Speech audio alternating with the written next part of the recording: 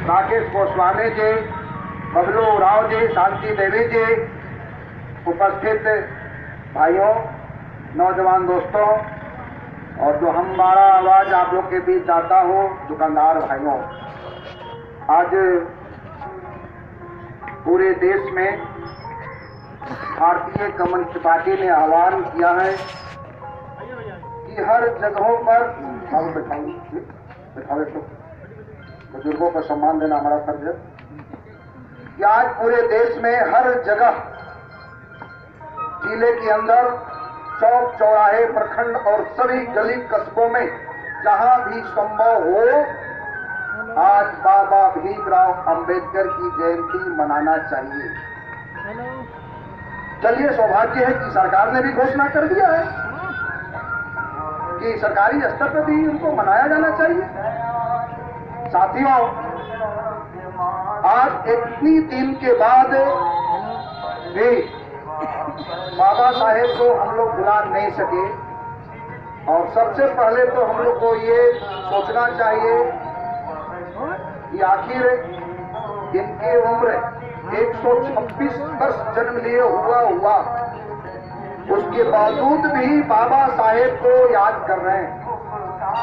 उच्चू में भी तो बड़े बड़े धनाशेष लोग हैं, है कि नहीं है? अरे भाई बोलिए आप लोग। उच्चू में बड़े बड़े धनाशेष लोग हैं, रामगढ़ में बड़े बड़े धनाशेष लोग हैं, लेकिन किसको याद करता है? किसी को याद करता है? किसी को हम लोग किसी को जयंती और शहीद दिवस मनाता है लोग? बड़े बड़े महारथी है, बड़े बड़े शेख साहूकार है, बड़े बड़े पूंजीपति, बड़े बड़े रुपया वाला लोग। लेकिन मुझे यह कहना है कि जो दूसरे के लिए जीता, आइए धनराज जी, आइए आइए आइए आइए आइए आइए आइए। एक और कुछ से तो भाई कुछ से तो हमारे साथी धनराज जी यहाँ पर है, हम उनसे आग्रह करेंगे कि आप ही पहले माल्यार्पण कर लीजिए, फूल चढ़ा लीजिए और आइए बैठिए। ये हम लोग का नेता है भी धर्मराज राम जी हैं, तो बता रहे थे कि हम आखिर क्यों याद करते हैं वैसे महापुरुषों को।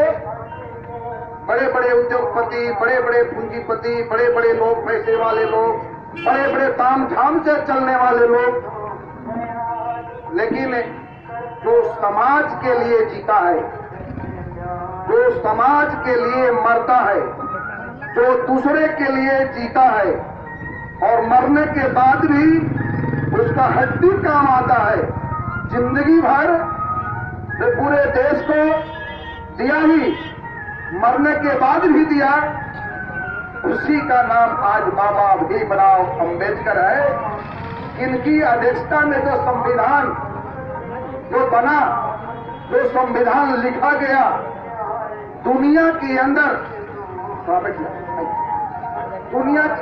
दुनिया के अंदर किसी देश में ऐसा संविधान नहीं है। और इसी का आज परिणाम है कि आज हम लोग सभी जाति, सभी धर्म, सभी तरह के लोग को सबका एक तरह के अधिकार मिला हुआ है। आज हम लोग सत सत नमन करते हैं बाबा भीमराव अंबेडकर को। ऐसा संविधान, ऐसा पुराण, ऐसा महाकाव्य, ऐसा ग्रंथ, ऐसा हमारा महापुस्तक, जिसको क्या कहें, अपने अपने धर्म में जो सबसे बड़ा पुस्तक आप समझते होंगे, चाहे हमारे धर्म की हो या आपकी धर्म की हो, उनसे भी महान अगर किसी रचयिता कोई अगर संविधान का है, उसका नाम बाबा भीमराव अंबेडकर है, जिसका आज हमारा पूरा देश याद कर रहा है। उनको हम आज सब नमन करते हैं, सब नमन करते हैं। साथियों, आज दुर्भाग्य है,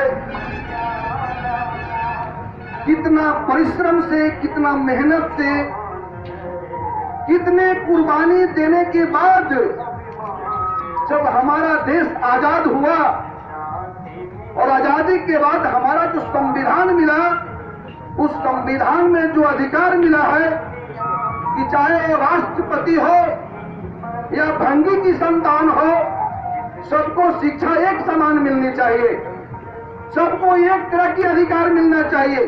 अगर किसी को एक थप्पड़ कोई मारता है राष्ट्रपति, तो भी धारा उतना ही लगेगा और कोई खाट पर राष्ट्रपति भी मारता है तो धारा उतना ही लगेगा। इस तरह के संविधान दुनिया के किसी देशों में नहीं है, आज हमारे देश में है। लेकिन कहने में हमको जरा सा हिचक नहीं है कि आज संविधान से छेड़छाड़ करने की कोशिश हो रही है और इस तरह के संविधान को छेड़छाड़ करने की कोशिश की जा रही है जिसमें गरीबों का अधिकार, महिलाओं का अधिकार, पुरुषों के अधिकार, हरिजन, आदिवासी, दलित, पिछड़े दबे लोगों के जो अधिकार हैं उन अधिकारों को उससे हटाया जा रहा है। उतना ही नहीं बल्कि वो संविधान में छेड़छाड़ करके और संविधान के बाबा भीमराव अंबेडकर की संविधान को बक्सा में बंद करके और छुट्टा साड़ के तरफ छोड़ दिया जा रहा है कि जाओ संविधान के कोई लेना देना नहीं है, जहां जाओ दंगा करो और आपस में जो एकता है हमारे देश के अंदर उसको तोड़ो। क्या यही बाबा भीमराव अंबेडकर एक सपना देख करके संविधान को बनाए थे कि हमारे देश के टुकड़े टुकड़े हो, हमारे देश के भाई आपस में जो है से लड़ाई करे, आपस में युद्ध करे, एक दूसरे को लाठी चलावे, एक दूसरे को घृणा के दृष्टिकोण से हम देखें? क्या इसलिए बाबा भीमराव अंबेडकर ने ऐसा संविधान को लिखा था? नहीं दोस्तों, बाबा साहेब ने जो संविधान लिखा उस संविधान हमारा जो महापुराण है उससे कम हमारा इस देश का संविधान नहीं है। उसमें सबको अधिकार दिया गया है, लेकिन बड़ा दुर्भाग्य है कि आज उससे गरीबों का अधिकार, किसानों का अधिकार छीना जा रहा है, मजदूरों का अधिकार छीना जा रहा है। अगर देश में अगर किसी को लूटने का भी अधिकार अगर दिया है तो ये बैठे हुए शासक लोग हैं वह अधिकार लूटने के लिए दिए हैं, लेकिन उनका सजा देने के भी अधिकार हमारे संविधान में दर्ज है। लेकिन आप बता दीजिए कि हजारीबाग जेल और रामगढ़ जेल बहुत दूर नहीं है।